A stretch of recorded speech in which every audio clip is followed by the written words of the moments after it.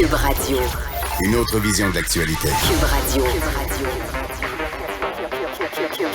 Cube Radio. En direct à Salut Bonjour. Philippe Vincent Foisy, salut, bon début de journée. Salut.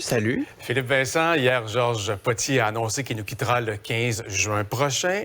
Et c'est toi qui prendras la relève de Georges Potier. Tu joindras l'équipe de Salut Bonjour dès l'automne prochain. Bienvenue à bord de Salut Bonjour. Écoute, Gino, merci. Merci vraiment à toute l'équipe, au public aussi. Là, j'ai reçu de super beaux mots. D'abord, je pense qu'il faut souligner le départ de Georges. Là. Merci à Georges. Toutes ces années de carrière, c'était, on va le dire, un pilier quand même dans l'équipe de Salut Bonjour. Ouais. Vous allez perdre de très grosses pointures et donc de très grosses pointures seront achossées au cours de l'automne et pendant les prochaines années. Donc, je suis vraiment très, très fier. Je te disais, tu vas peut-être le sentir un peu fébrile aussi de ce qui s'en vient, du gros défi qui s'en vient. Vous êtes une équipe extraordinaire en ondes, à l'extérieur des ondes aussi. Tous ceux qui travaillent sur le plateau, c'est vraiment une équipe exceptionnelle. Donc, de joindre la meilleure équipe, je suis vraiment, vraiment très content. Et surtout, Gino, de faire ta dernière année, ton ultime année à la barre de Salut Bonjour, d'être ton allié droit ou allié gauche, tu verras comme tu veux, ou tu veux me mettre sur le trio.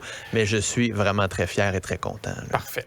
On aura l'occasion de s'en reparler. Il reste que tu nous accompagnes encore dans les prochaines semaines, les prochains mois avec ton commentaire quotidien. Parle-moi de cette comparution aujourd'hui de Mme Telford. Là. On l'attend depuis longtemps, son fameux témoignage. Qu'est-ce qu'elle pourra vraiment nous dire? Oui, c'est ça la question. Hein? C'est la chef de cabinet de Justin Trudeau. Sincèrement, au Canada, là, c'est peut-être la personne la plus puissante après Justin Trudeau, donc qui a le plus de pouvoir à l'intérieur de ce gouvernement-là. On veut savoir, au fond, qu'est-ce qu'elle savait. Qu'est-ce qu'elle savait lorsqu'on a décidé chez les libéraux de garder le député Han Dong, qui avait été soupçonné par le SCRS d'avoir des liens ou d'avoir été financé dans sa campagne par le régime communiste chinois de Pékin. Qu'est-ce qu'elle savait lorsqu'il y a eu des breffages techniques sur les ingérences étrangères pendant les élections. Le problème avec Mme Telford, c'est qu'elle peut pas dire grand-chose, mais que si elle dit rien, c'est qu'elle amène de l'eau au moulin de l'opposition qui réclame une enquête indépendante. Donc, s'il y a aucune information qui sort de là, vous pouvez être certain que l'opposition va dire, on vous l'avait dit, ça prend une enquête indépendante. Mais en même temps, elle va devoir donner quand même un petit peu d'informations qu'on comprenne sans se compromettre et sans briser les sceaux de sécurité qu'elle a signés. Donc, un exercice délicat et assez difficile à suivre tantôt. Là. Petit exercice pas simple en quelques secondes à peine. Ça fait 20 ans que Jean Charest a été élu? Où est le Parti libéral du Québec maintenant?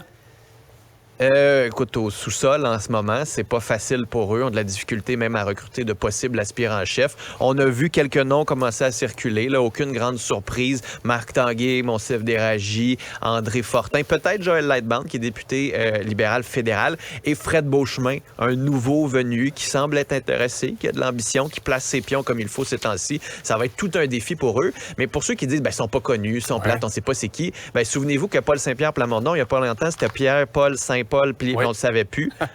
On a appris à le connaître. Vraiment. Et finalement, on l'aime pas mal.